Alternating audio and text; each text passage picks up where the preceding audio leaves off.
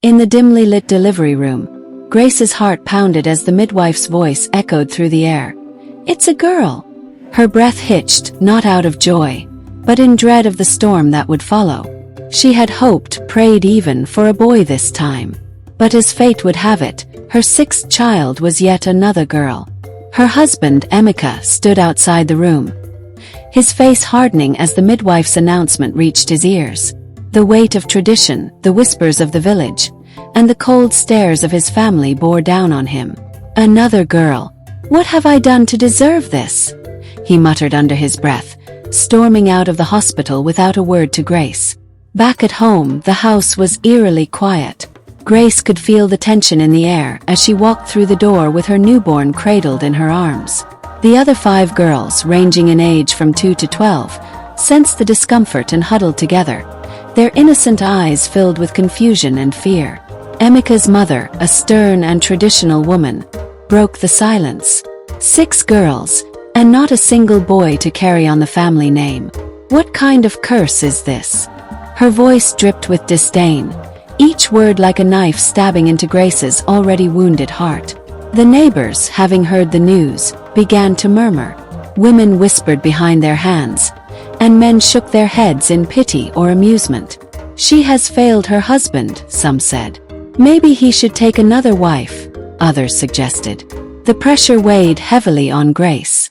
Emeka grew distant, often leaving the house for days, drowning his disappointment in the company of friends who mocked him for his inability to produce a son.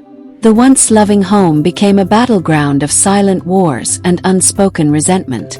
Even her friends, who once celebrated the birth of each child with her, now looked at her with a mix of pity and judgment. Grace's spirit, however, was not one to be easily broken. She knew that her daughters were not a curse, but a blessing. Each one was unique, intelligent, and beautiful in her own way. But in a society that valued sons over daughters, how could she convince others, even her own husband, to see what she saw? The years passed, and Grace focused on raising her daughters with love, care, and an unyielding belief in their potential. Despite the ridicule and societal pressures, she nurtured their talents and encouraged them to pursue their dreams. She knew that the best revenge against the world that looked down on her was to raise daughters who would rise above it. Her first daughter, Jane, grew up to become a successful lawyer, advocating for women's rights. The third, Olivia, pursued a career in medicine, dedicating herself to improving healthcare in their rural community.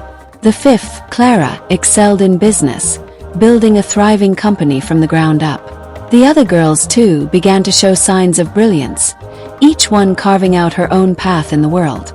As her daughters achieved success, the same people who once mocked and ridiculed Grace began to change their tune.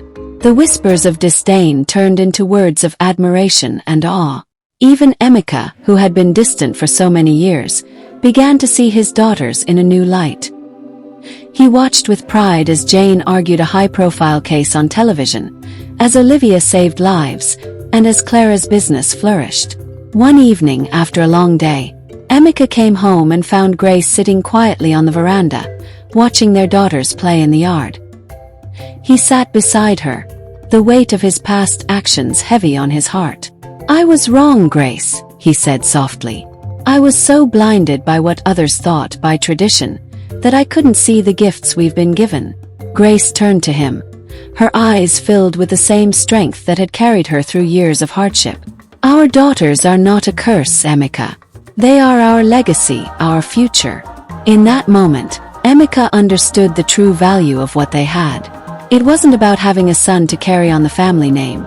It was about raising children who would make the world a better place, regardless of their gender.